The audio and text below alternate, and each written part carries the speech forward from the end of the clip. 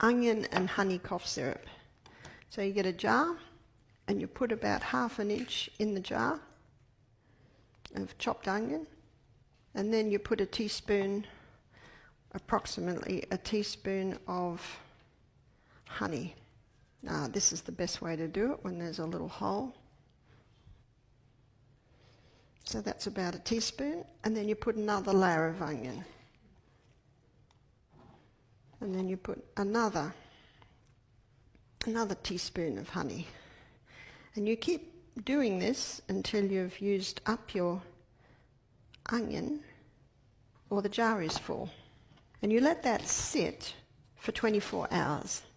And after 24 hours, you strain the onion out, and the syrup is very different to the thick, sticky honey. The syrup is almost like water. It is really runny.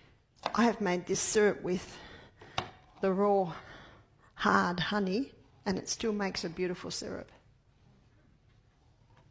So you could have a teaspoon of that 3 times a day, or if someone's having trouble at night with their throat or coughing, you could even give them a teaspoon every half hour.